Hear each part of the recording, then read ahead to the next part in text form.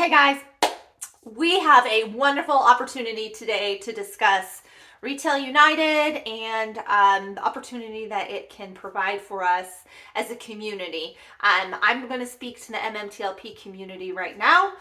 Retail United is an activism group that includes retail participants from all tickers, but there were some concerns that were specifically brought up by the MMTLP community, which is my fam. So I'm going to talk to you guys for just a second. I apologize if it seems a little rushed. We had a meeting last night. I'm hoping that we can get Retail United up and running appropriately, right? Because we need to make sure that we're professional, and we need to make sure that legally we're protected, and that we're putting forth a good product for retail communities. And then that way it will give us some opportunities, should we need to advocate for ourselves legally or politically or those sorts of things. But things are starting to get really pressurized. A lot of people have done a lot of stuff on the back end. I'm sorry if that sounds like a trust me bro. We've learned we can't say everything that's going on, but stuff's happening, and you can see it with Mark, right? So like, if he's able to get the data that we need, then what are we going to do? Or if he doesn't get the data that we need, then what are we going to do? These are decisions that the MMTLP community is going to have to come up with. And the ability to have a transparent vote is so critical, right? Because we've seen what happens when we've got one faction that has one view, we've got one faction who has another view, and then we've got infighting. And I know you guys are tired of that, and we need some kind of like democratic way of figuring out, what the best next step is. And I believe that through Retail United and the DAO, that will give us voting transparency, and it's not weighted by how much DAO you have. It's a $10 annual membership, and then we haven't set on a price, but the $10 membership will get you the ability to vote, and then to bring a proposal, we were thinking maybe like $100. That way we're not just getting like a bunch of shills that buy $10 accounts and then like try and inundate us with proposals, right? And people who have skin in the game, so we have to have a little bit more. And that's actually like in my mental health and social work realm, right? If people have to pay maybe like a copay, like a $20 copay, or if they don't show, then there's a fee, then they're more likely to engage and be an active participant, or just not no show, than they are if those things aren't in place. So having some skin in the game helps everyone. But the transparency that vote provides is so important, because we are going to have some critical decisions. I spoke to Drew earlier. He had some concerns. He brought forth his concerns. That's great, because guess what we're about?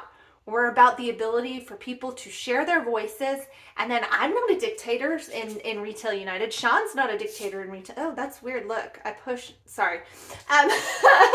So because you can bring ideas forward, and because we vote on these ideas, it's a community program. It's retail. This is yours. This is yours to do what you decide to do, what you feel is best. Everything is voted upon. Even the signatory folks, because that's a board appointed position, and they can be appointed out. Now, I really love the transparency ideas that Drew brought forward, and I think that those are things that we need to look at. Do we have the perfect vision? No. I mean, like, have you done this before? Have I done this before? If you've done this before, like, step up, come help. But we're going to take all of the advice, because right now we're just trying to build the best product to move us forward. Because if we say, I'm a co-founder of Retail United, well, that sounds a lot better than, I'm a shareholder that was defrauded. It's important as being a shareholder that was defrauded should seem to, our politicians or such. The organization component, we've been hearing it from Charles Payne. That is so important, and it gives us credibility and legitimacy and protection. And then moving forward, if we have initiatives that we want to fund as a community, maybe it's MMTLP, maybe it's GTII, who knows what it might be, what the future might bring. But I don't want something in place where, 3 people get to decide, or all the decisions happen in the background. I want the financials transparent, and I want the votes transparent, and the DAO is how we do it.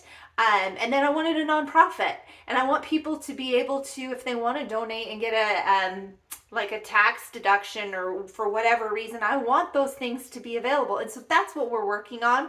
So we're bringing this to you guys, but this is fluid. This is like community owned and run, and you have the power based on your vote. And we went to Upstream, who's helping us with the DAO, because the way it's structured typically is the more you own, the more influence you have on a vote. And we don't want that. We don't want people to be able to buy their way into influencing decisions or the policies that we adopt as our organization. I mean, that's what we are fighting against. We are fighting against, the 0.5% who can control our politicians, who can control the narrative because they have money, and we're out-resourced, right? So we want to build this how we would like to see it. So my kid's about to come in the door, so I'm going to let you go. But I hope that I've kind of like eased some stress. Mom, can you say hi? Paint? Yeah, we'll get paint in a second. But I need paint for my painting. Okay, I'll go get it in just a second. Okay, go. Go, Goose. Count to 30. Go sit at the table and count to 30. And if I'm not there, you can say I'm slow. I have like 30 seconds, guys. So anyways, it's a work in progress. I love getting ideas. Thank you, Drew. I appreciate all the hard work you've done, Sean. I appreciate Huckleberry and the DAO. And there's so many people who've made what we've accomplished so far happen. And do I believe we can become even greater? Absolutely, I do. And the more voices that we have, it's like when you do a survey, right? You want a big sample size. I want a big sample size. I want a big voting population so that we can do what's right.